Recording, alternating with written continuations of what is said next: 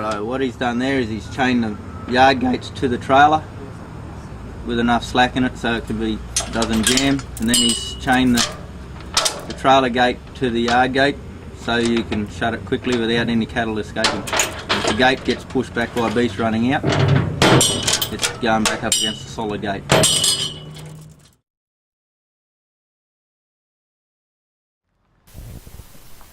More than most driver accidents occur while setting up and closing run-throughs.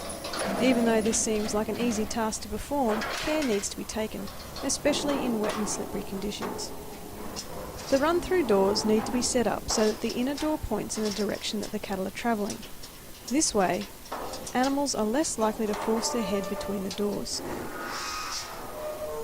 Ensure you leave some slack in the chains. Tight enough so that cattle can't escape, but loose enough so that the chains won't bind tight once the cattle are loaded.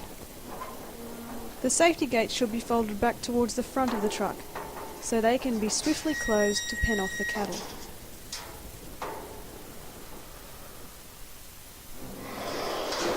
Most trailers are fitted with front hook-up airlines. The taps to these can be accidentally knocked to the shut position while opening and closing run-throughs. These need to be checked after loading or unloading.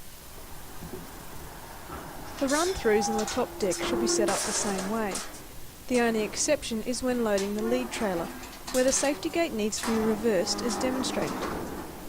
This allows it to be closed easily once the ramp is raised and the cattle have been moved forward.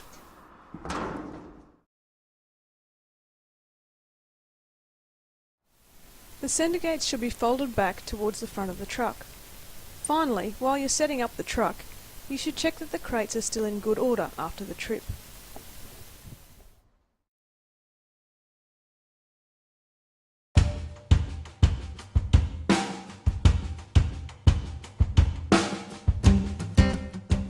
Some days start like this. 240 of these bastards to load, mate. Loading at 20s. Friggin' already and here I'm late. Bloody hopper drivers. Mate.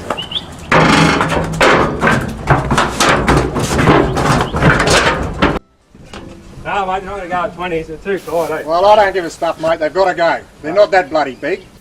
You have just loaded a pen and you think they are too tight to travel well. What do? Do you handle it like this? They're not going to go, mate, at 20s. I tell you, we're going to have them down. They'll be bloody dying. Well, have to get you to that's sign. your problem, mate. You just deal with it. You just friggin' drive. You'll have to sign this book, mate, and just take the responsibility. Well, I'll sign the bastard. Don't worry about that. Or do you handle it like this?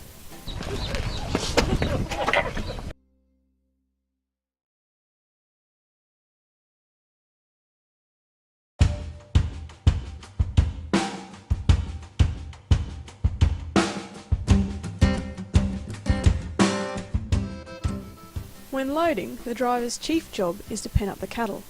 There are a few tricks to this depending which trailer you are loading and whether it is the top or bottom deck. As cattle enter the truck, you can tip their noses around and up the ramp as this driver is doing, by simply waving your jigger. Only minimal movement is needed to achieve this.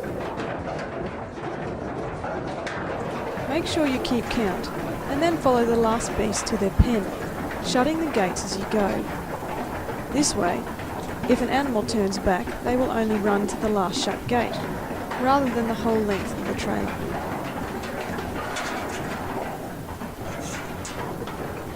Note how this driver gives the cattle plenty of time to move into the truck, and how he also uses the catwalk to safely pen off the cattle. On the second and third trailers, one pen of cattle should be loaded and penned off at a time, as this driver is doing. However, on the first trailer you can load the whole deck at once. The run-through should be left open to leave enough room to push the cattle back off the ramp so that it can be raised. Make sure you swing your safety gate on the lead trailer back in the reverse direction. After loading the cattle, you need to then push them back before you can raise the ramp, as this driver is doing here.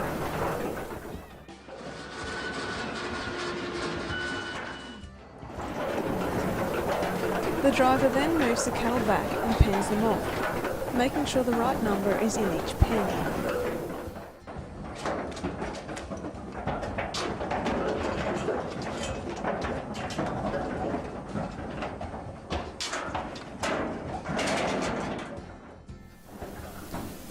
Lastly, the driver moves the cattle back off the through load and closes the gate. And don't forget to always load the top deck first, then the bottom deck.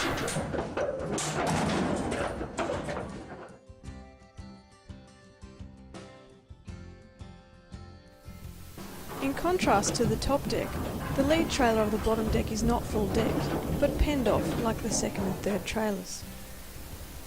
This is done by following the cattle in, as just seen, or preferably by following from the outside and shutting the gates from there.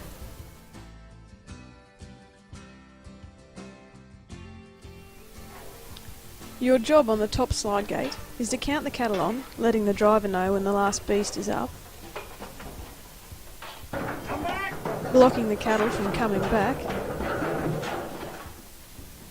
and helping keep the flow going by walking back down the ramp if needed.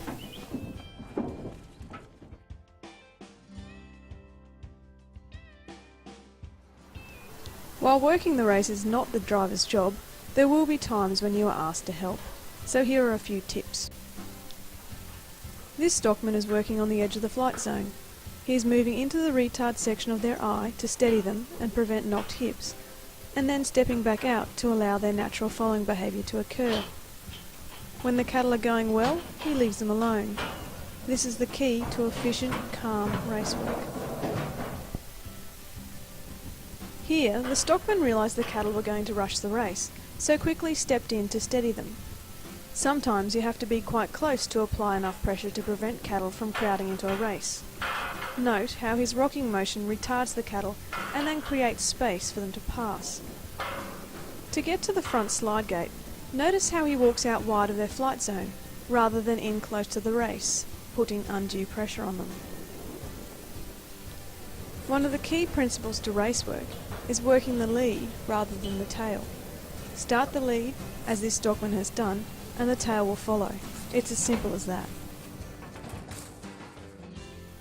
Sometimes things don't go quite to plan, so start again or try something different. You don't necessarily have to apply more pressure. These stockmen have continued to work the cattle quietly and calmly, and have still managed to get the cattle into the race.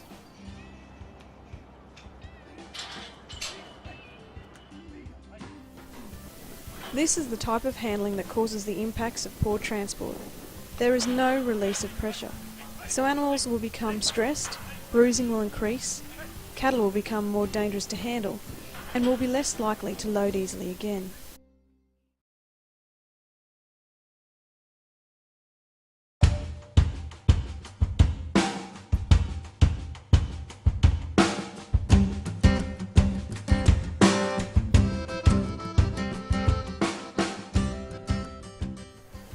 Unloading basically occurs in the reverse order to loading, with the bottom deck being unloaded first.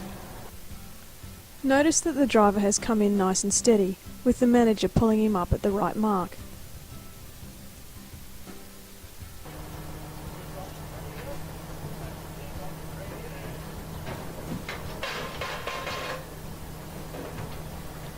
Now they have moved out of the way to chain the gates, so that no cattle can escape during unloading.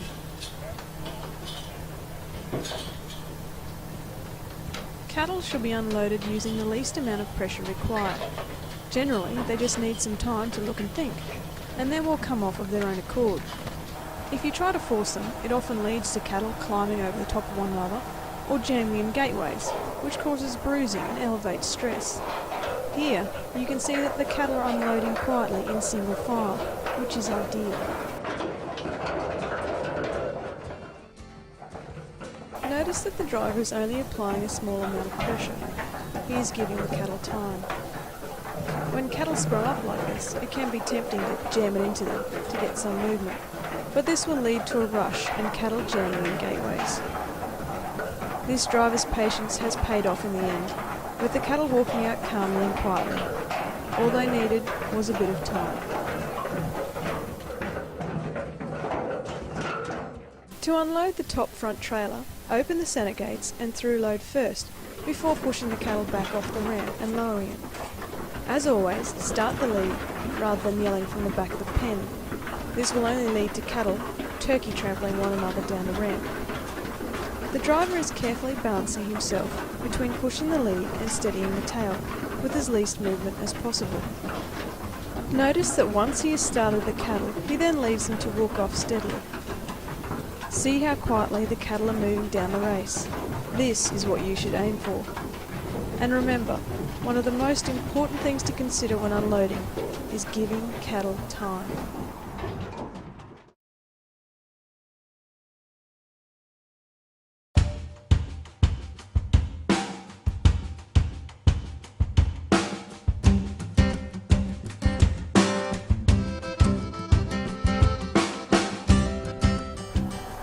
When you are carting cattle, your driving should always be smooth through acceleration, braking and cornering.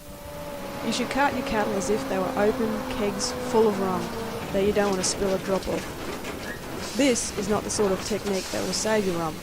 Notice how much the cattle shunted during this stop, and the driver was in such a hurry that he even overshot the loading ring. Poor truck handling like this not only upsets the cattle, but stirs up the manager as well.